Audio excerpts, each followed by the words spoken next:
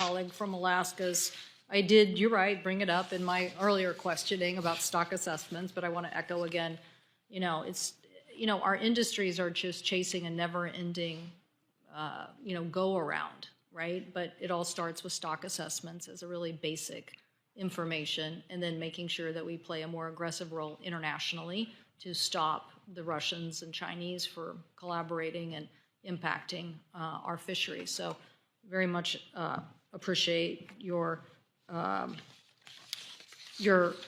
comments on that. So I'd like to follow on with, do you think we should have a NOAA Organic Act? Would that help in persevering and preserving stock assessments in a more robust way?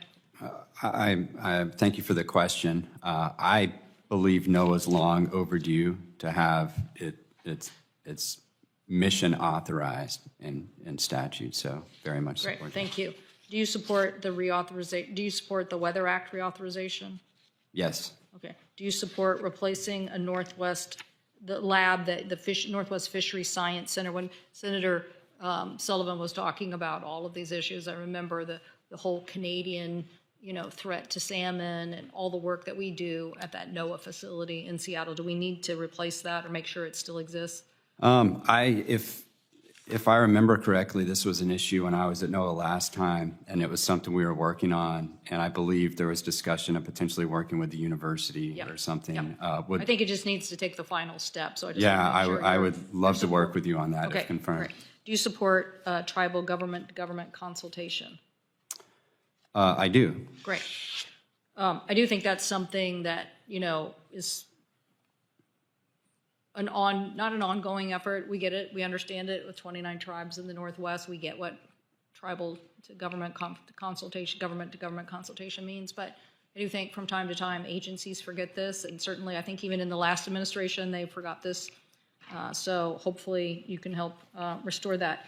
I understand my colleague asked about the budget cuts, which you said you supported the 27% budget cut to NOAA. Is that correct? So how do you keep your science mission, and particularly in atmospheric and oceanic areas, how do you keep that science mission if we're cutting that budget when in reality that's a core part of your mission? Appreciate the question. It's a lot of these priorities, particularly weather forecasting and things we've been discussing all day. Some of that's being transferred to the Weather Service. It's my hope for certain things that we're looking at to basically fulfill the mission requirements of the forecasting capabilities, that the Weather Service takes over a lot of that. Some other aspects transferred to the Ocean Service.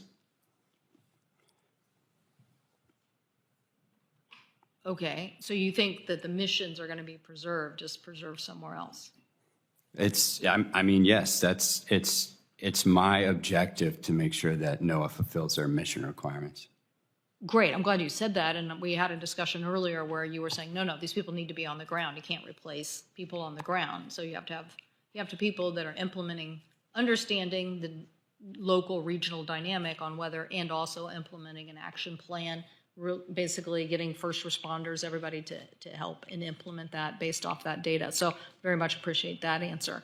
But in this, it just reminds me, Boeing said, well, we're gonna get rid of all these safety inspectors. We're gonna get rid of like 300 safety inspectors. Why? Because that was their main job, and we can just self-certify our work.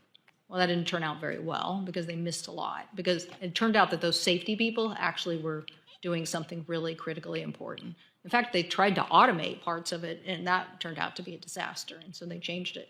So I'm cautioning you, and I don't agree with the Trump administration proposal on cutting these programs. I think there are essential scientific search information. I'm all for elevating the game. I have been for years, elevating with more supercomputing and certainly using, I think one of the things that we can do is get better information so that forecast is 2 weeks in advance. Or why are we cutting these weather balloons? I mean, the fact that the weather balloon is there to tell you the amount of moisture and the condition of the atmosphere. Why was that so important for us with fires? Because the land was getting so dry, a lightning strike that may not have caused a problem now all of a sudden causes a problem. So the critical nature changed, and we had to understand that. So I hope that we're not thinking that we're just going to like put weather up here in some big, oh, we have this really great way of getting information like from the private sector or somehow, and we're not going to play this critical role. I don't know, Mr. Jordan, you're shaking your head or nodding, so I don't know if you have a thought on this, but we can't just shift these resources somewhere else. We have to own them. NOAA has to own them. They have to own weather forecasting. We need it to be better, but we can't transfer some of it out and then say that's somebody else. Mr. Jordan. Thank you for the opportunity to provide a comment.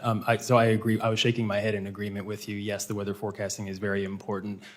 America has a robust American private weather industry that really amplifies the work that NOAA does, but it is very important for NOAA to do its weather forecasting mission. Okay, well, how do we preserve that in a budget? I believe looking at the budget, again, not at NOAA, looking at it from the outside, I see the Weather Service mission, the line office, is preserved. But what about all the work they do to understand? Within the Weather Service? Yes. The budget, I believe, funds the Weather Service. Okay, so I'm talking about the R&D office of the Oceanic and that research group. Understood. Sorry for the Okay. confusion. And as Dr. Jacobs said, looking at the budget again, not having the conversations with the folks inside about what's happening, but it looks like the transition of some of that work is happening from OAR to the Weather Service. Yeah, I think this is where we're probably in, because that office, the Weather Research Office, is eliminated. So I think what we should do is, I've heard what Dr. Jacobs has said. Look, I think we want to get a clear understanding of this. I think we're in a disagreement on this. I think we like this office, so I don't think we want it to be zeroed out. We think it's the key to NOAA doing its job overall. And, as people talk about killing hurricane hunters, is that correct? Killing hurricane hunters. These are the people that fly into the hurricanes to give us all the information. Why would we kill that? Why would we kill that? So let's get a framework here, and we'll follow up with some questions to both of you on this entire regime and how you think it's going to work. But and I get your nominees by this administration, so you're going to generally agree with their budget. We disagree with it. But I think more importantly, let's look at these programs that are going to be cut and have an understanding from you, at least, about what you think and how that responsibility is going to get served. Because without it being served, I have serious concerns about our ability to do the job that NOAA's requested to do on forecasting. Thank you, Mr. Chairman. Thank you, Senator Cantwell. Dr. Jacobs, Mr. Jordan, Mr. Kumar, my final question is required of all nominees.